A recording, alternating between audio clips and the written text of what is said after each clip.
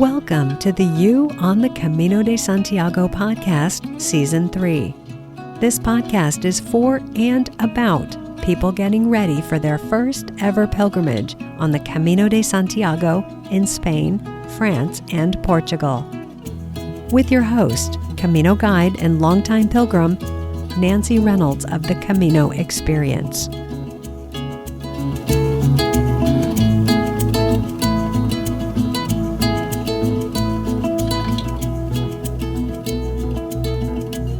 Coming to you this week from Sarria on the Francés route of the Camino de Santiago, where I am meeting up with pilgrim Maurice. Do you remember Maurice from Season 2? He is an American pilgrim who is getting ready to walk the Francés route starting from Saint-Jean-Pied-de-Port in mid-September. Hi, this is Nancy, and one of my favorite things about this podcast is that I get to meet and talk with pilgrims who are deep into their plans and preparations for their first pilgrimages on the Camino de Santiago, and then I get to meet some of them on the trail. This time, it's Maurice. Maurice found this podcast through Lee Brennan's podcast, The Camino Cafe. Lee had me as a guest on her podcast back in February this year, and what fun that was. I have the link for that podcast episode in the notes for you. Since finding this podcast, Maurice has been one of my biggest supporters. He was the first person to purchase my Camino Francés Getting Started audio guide when it launched in August this year. And I am eager to hear how the guide has been supporting him on his walk. I will have an update for you on that next week. This week, though, I'm going to be sharing tips directly from the trail. I spent a few days last week at what the guidebook say is the start of the Francés route, specifically from Saint-Jean-Pied-de-Port to Pamplona. Then I made 2 brief overnight stops in Logroño and León before picking up a rental car that I will have for the next 3 weeks while I am the writer-in-residence at the Stone Boat Guest House in Rabanal del Camino. More on that next week, too, because I want to give you the details on how you can also be a writer-in-residence at the boat for a winter writing retreat. Before I get to the tips from the trail, I want to follow up on my promise from last week to let you know that I am now offering one-on-one all about you coaching and mentoring sessions for pilgrims getting ready for their first or any pilgrimage on the Camino Francés. For many people, this free podcast is all they need to plan and prepare for their pilgrimage on the Camino. Or this podcast plus a zillion YouTube videos and 5 or so Facebook groups. But I know that some of my podcast listeners are also interested in something more personalized, something that is all about you and your Camino experience. Camino coaching or mentoring is for you if you have reached a point with your Camino plans where you want a second set of experienced eyes to look over what you've come up with. Or if you've been listening to this podcast and you're still not quite sure how to take everything you're learning here and turn it into your own personalized Camino experience. It could be that you're down to the wire, about to leave home to head to your starting point, and you find yourself overwhelmed by all the last-minute decisions and to-dos. Or maybe you are feeling more than overwhelmed. Maybe you're terrified that you're going to mess this all up or fail. Or it could be none of that. Perhaps you are simply suspicious that walking the Camino is going to change your life, and you would like some support reconnecting with a forgotten or abandoned dream, with setting goals, sorting out your motivations, and aiming higher than you have ever aimed before. Wherever you are in the process, I can help. I would love to help. And guess what?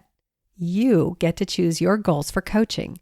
This is you time, you on the Camino time, to talk about whatever you want whatever you need help with, whatever is on your mind. I've just finished working with 2 pilgrims who found themselves just weeks away from their departure dates, still with lots of questions and logistics to work out. With one, I did a 3-hour session to, among other things, pull together the flights, trains, and buses to get him to his starting point. With another, we did 2 90-minute sessions and talked through things like what the experience of walking the Camino would be like for her, how she would meet her specific dietary needs, how to pack and prepare for the unpredictable weather forecasted, and how to calm those last-minute nerves. I'm also working with another pilgrim who will walk the Camino Francés next year in the spring. She wanted a second set of eyes on her plans to look over how she has pulled together information from those zillion YouTube videos, Facebook posts, and other online resources. She and I are both vegetarians, so we will be talking about that in one of our future sessions, as well as what kind of accommodations to book, which ones can be booked in advance, and some recommendations based on her needs and interests, and anything else she wants to talk about. Pilgrims have so much in common, yet still each is unique with specific needs and wants to make their pilgrimage entirely their own. When we work together one-on-one, I will ask you questions to understand what you want, what you are longing for and dreaming of, and I will make specific suggestions on how to ensure you have the experience you envision. If you are interested in learning more about working with me one-on-one, there are 3 easy ways to connect with me. 1, there is a link in the show notes for the page on my website for this service. 2, if you are having trouble accessing the show notes, you can go directly to my website, thecaminoexperience.com, and look for the menu tab called Coaching. And 3, you can send me an email and let me know that you're interested that way. My email address is the name of this podcast, youonthecamino@gmail.com. Here's the catch though. I have only 3 spots left on my calendar for coaching pilgrims as this episode airs. So if you're interested, please let me know as soon as possible so you can secure your spot. Now, if you're listening to this episode after October 2023, let's definitely connect by one of those 3 ways I mentioned, because it is possible my calendar has opened up. And I would love, love, love to support you in making your Camino dream a reality. Oh, and one more thing. Because my experience and expertise is on the Francés route, at this time I'm working only with pilgrims who plan to walk that route.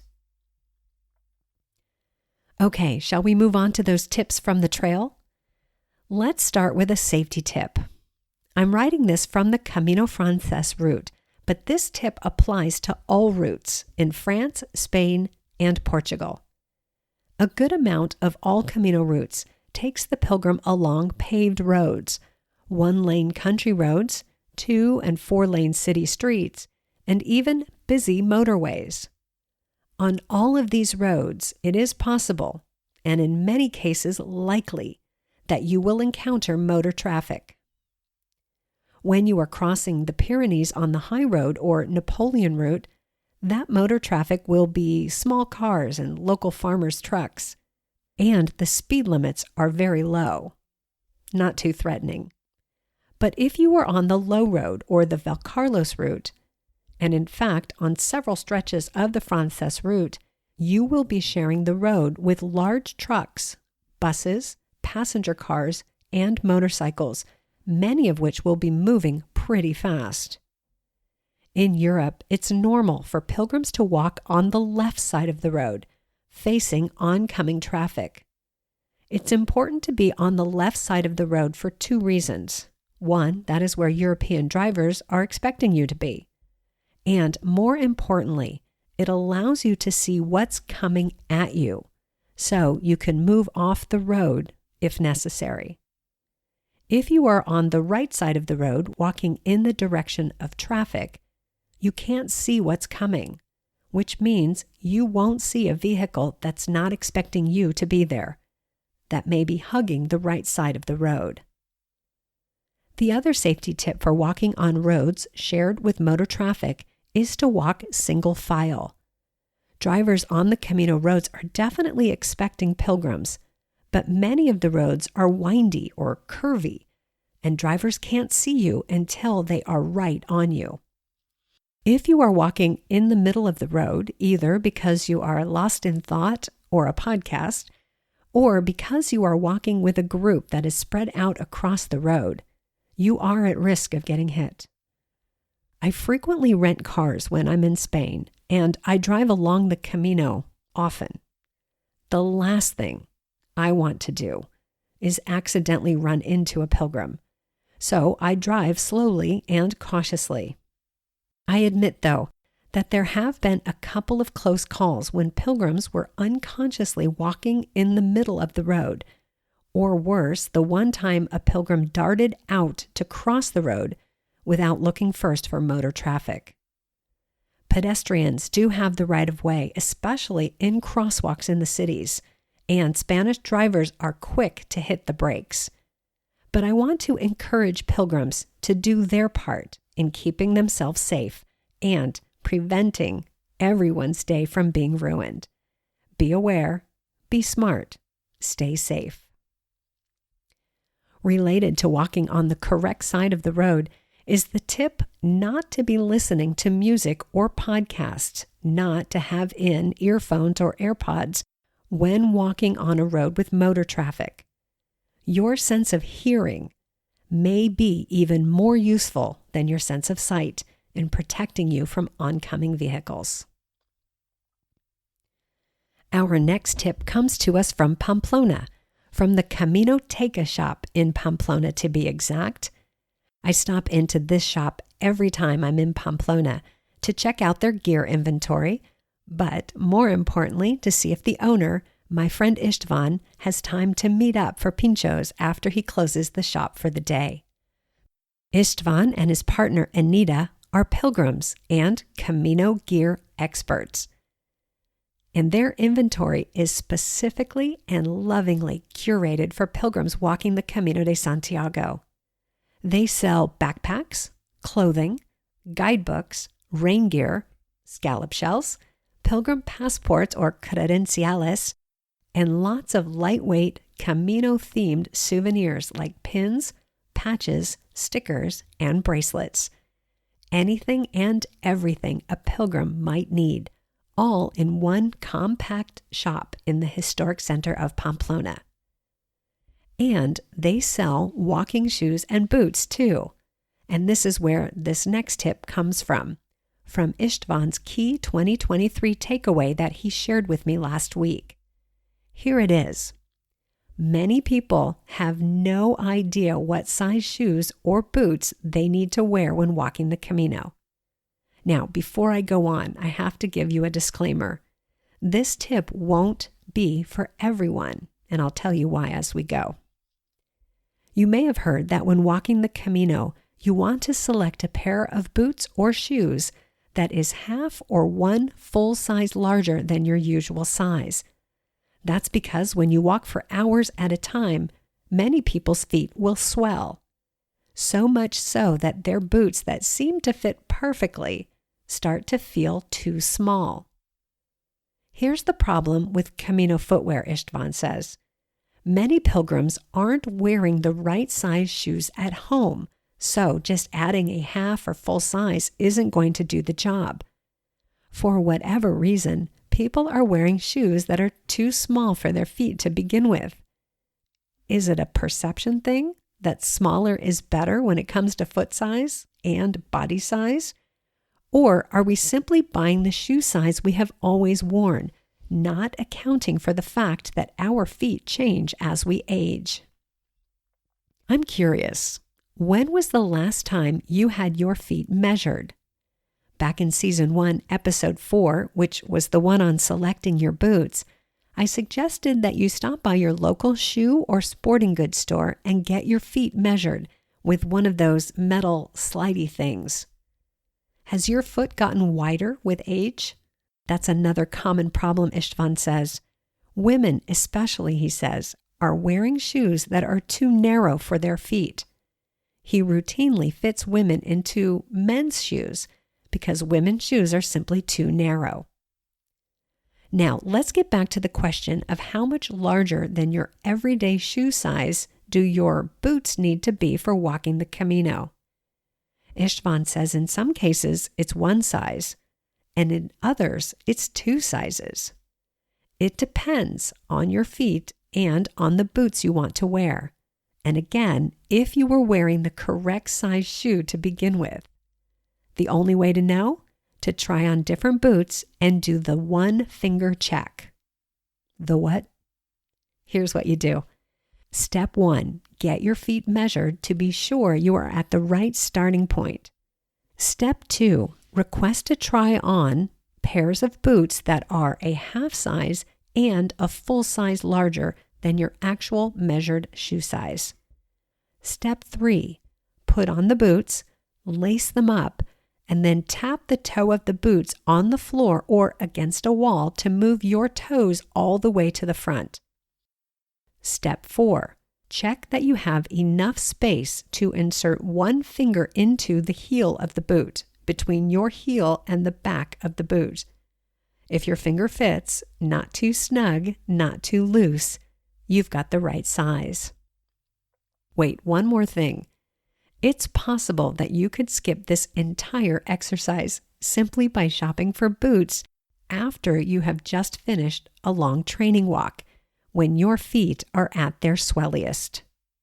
That's a new word, by the way. I just made it up. Swelliest. Swelled to their walking the Camino size. Here's a side note on boots and shoes. The HOLA brand is all the rage these days, at least among the pilgrims I read about in the women's-only Facebook groups. And Istvan carries a bunch of HOLA models. Funny thing, he told me that HOKAs have changed the color scheme on their inventory. Before HOKAs caught on, they couldn't sell any boots that had color accents. It was all shades of brown and beige. Now, he says, color is just about all pilgrims want. Now that you have the correct size boots, let's talk about training for the Camino. Do you need to train for this walk? To answer that question, I'm going to diverge a bit from my previous discussion on this topic, which was in Season 2, Episode 7. It's not a big diversion, really, it's just a matter of semantics. Here it is. Instead of talking about training for the Camino, I'm going to talk about conditioning for the Camino. What does that mean? I'm coming to this from a very personal perspective, one of having recently walked all around Pamplona wearing shoes I hadn't walked in much before my current stay in Spain. I was doing the walking tour of Pamplona from my Camino Francés Getting Started audio guide, the one that introduces you to the history, culture, and highlights of that beautiful city. It was the day after I had arrived in Madrid, where I had done a fair amount of walking and schlepping of luggage in the same aforementioned shoes. And I discovered that while my shoes were comfortable, my feet had not yet become conditioned to walking in them for a long period of time. And this is the key: time. Have you thought about how long it will take you to walk the Camino? I'm not talking about how many days or weeks here. I'm talking about how many hours a day you will be walking. How long will it take you to walk your daily distance of 15, 20, 25, or 30 kilometers? If, for example, you walk at an unrushed pace of 4 kilometers an hour, it will take you 5 hours to walk 20 kilometers. Have you walked 5 hours in your Camino boots in one go? That is what I mean by conditioning. Conditioning your feet to 1, being on them for that long at a time, day after day, and 2, to having them rub against the boots for that long. That is a lot of friction. We have to go 2 steps further too. Step 1, have you conditioned your feet to carrying you plus the weight of your backpack? That's what people mean when they say to train with your Camino backpack fully loaded up.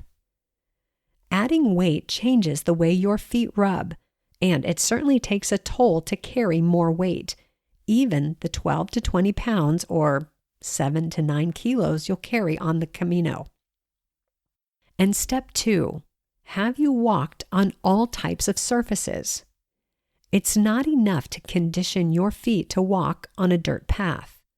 Europe is filled with cobblestone streets and uneven surfaces, and the Camino traverses rocky and scree-filled surfaces, uphill, downhill, and flat surfaces. Every surface has a different impact on your feet. The more time you can spend in your Camino boots walking on these types of surfaces, the better conditioned they will be for the Camino. There is one more body part I want to talk about when we are considering conditioning for the Camino, and that is your heart. Speaking literally, your heart is going to be working hard when you walk the Camino, especially if you will be starting in Saint-Jean-Pied-du-Port and your first 1 or 2 days of walking will be up and over the Pyrenees Mountains. Cardiovascular health is essential, and the best way I know to condition your heart is to get your heart rate up by exercising. If you have hills or mountains where you are, then great. By hiking in your area, you are going to be practicing what you will be doing on the Camino. And if not, walking on a treadmill at an incline is a good way to simulate those uphill walks. You can start slowly with a 1 or 2% incline and then gradually build your way up to 10% or more. Let me disclaim here, though, that if you are not currently active, if you are not exercising regularly or strenuously, I recommend that you consult your doctor before beginning your physical conditioning for the Camino. Once you have the go-ahead from your doctor, then start climbing. While we are on the topic of conditioning, here's one more question. Have you ever slept with earplugs? It's a different experience. Suddenly you can hear your own breathing in stereo, fully amplified. And everything else sounds a bit muffled, like maybe it's there, maybe it's not. This could take a bit of getting used to. Why not do a test run at home and see if you can get yourself conditioned, there's that word again, to sleeping with earplugs? What else? Well, I'll leave you to think about what other new things you'll be doing on the Camino that you may want to try out before you go. Next up are some observations about trekking poles directly from the trail. I love my trekking poles, and with my lifetime of quirky knee injuries, I can't walk the Camino without them. But I did have to learn how to use them. And my first pair went back to the store because I couldn't figure out the locking mechanism. For many of us, poles take some getting used to. But the number one thing I see on the Camino, the one tweak that could make a huge difference in your experience using poles, is that pilgrims aren't using the straps correctly. In most cases, that means they aren't using the straps at all. So let's take a look at that. I have mentioned this before, and I will probably mention it again. I think it's that important. I have 2 resources for you that will show you what I think is the best way to use your trekking pole straps. The links are in the show notes, but in case you can't get to the show notes, I'll tell you what to search for on YouTube to find the most recent Camino-specific video on this. Go to YouTube and search for the Perpetual Pilgrim Trekking Poles. And you will find a video by a fabulous, dyed blue-haired pilgrim in which she explains how to use the straps and how long your poles should be for the different types of terrain you will encounter on the Camino. Next in line in the "wow, those poles aren't really helping you" category is poles being set too long or too high. The longer your poles, the more energy you have to exert to lift them with each step. You may want to rethink that generic arms at 90 degrees guideline. My solution?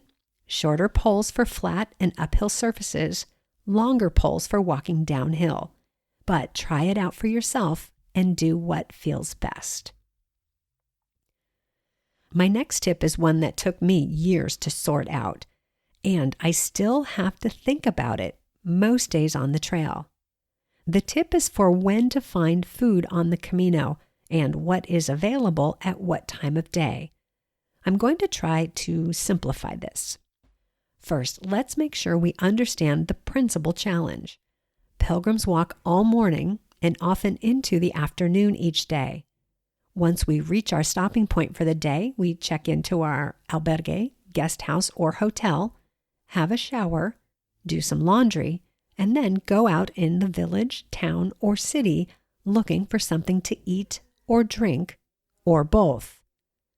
And all too often we discover the supermarket is closed or the bar isn't serving food.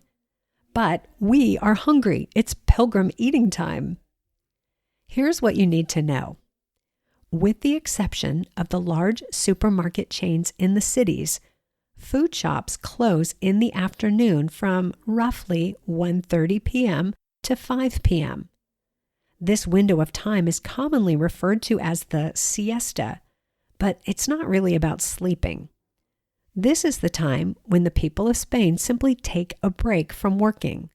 They spend time with their families and friends, enjoy a midday meal, and take care of things at home. So write this down in your Camino notebook. If you want to be certain to get food at a supermarket, food shop, or what is sometimes called an alimentación, you need to be there before 1:30 in the afternoon or after 5 in the evening. Again, except for the larger cities. And then Sundays change everything, as most food shops are closed all day, and supermarkets in the large cities, if they are open at all, close in the early afternoon.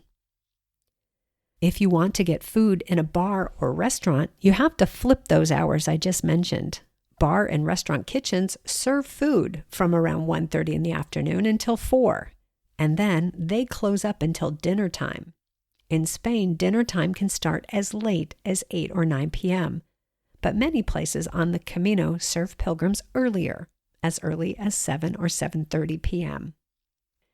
If you go into a bar or restaurant on the Camino and they won't serve you, it's usually not because they don't like pilgrims or because they don't understand what you're asking for. It's because the kitchen is, perhaps, about to close, or it is closed and there isn't anyone in there to prepare food for you. With any luck, there will be something visible on the counter, like some tapas or pinchos, so you can get a snack to tide you over until the kitchen or supermarket opens up again. One more point on this topic.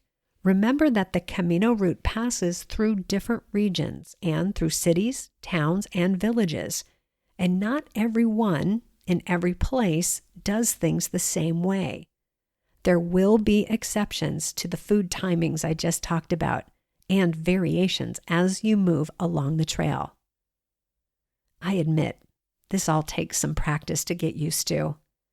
The way I prevent hunger meltdowns is by always having a snack in my pack, like almonds, a piece of fruit, or a granola bar, or a bag of potato chips or crisps, available in most bars, goes a long way to silencing a growling stomach and replenishing any sodium lost to sweating on the trail.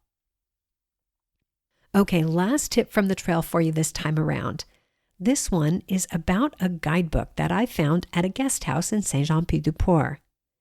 It's really common for pilgrims to leave things behind at albergues and guest houses once they get to the trail and discover how truly unpleasant it is to carry too much weight in their backpacks. Guidebooks are heavy, so even though pilgrims have spent hard-earned money on them, they do get left behind. These days, many pilgrims use one or more of the Camino apps to find accommodations, food, water fountains, ATMs, and other services along the trail. And one of the most popular apps is the Wise Pilgrim app. For a while now, I've known that the creator of the Wise Pilgrim app also offers a guidebook for the Camino Francés, but I had never seen it. Well, that's the guidebook I found at my guest house in Saint-Jean. And I have to say, I love it. I love having a guidebook. I love paper maps. I love them more than I love using an app on my tiny smartphone screen. I love how easy it is to flip through the pages and make notes and then find my way back to that last page I was looking at. The Wise Pilgrim Guidebook seems to have exactly the same information as the app, and it seems exactly the same format as the app. The maps are even the same, and they are so easy to follow, so clear. The Wise Pilgrim Guidebook is smaller and lighter than the other two popular English language guidebooks I've mentioned in previous episodes, those by John Brierley and Bibi Barami.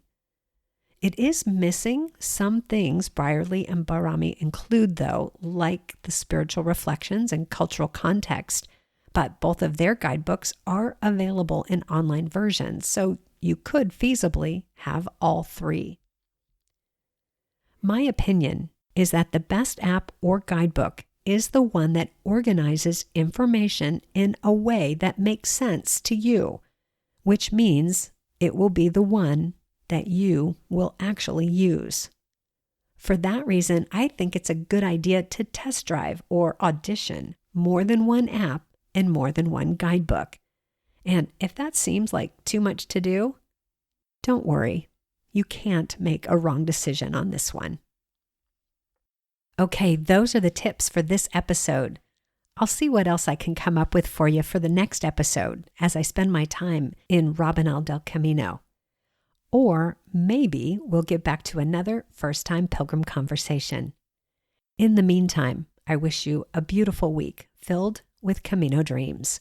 And don't forget to stop by my website or follow the link in the show notes to let me know if you'd like to grab one of those 3 coaching slots. Thanks for listening. Thanks for tuning in. Bye for now.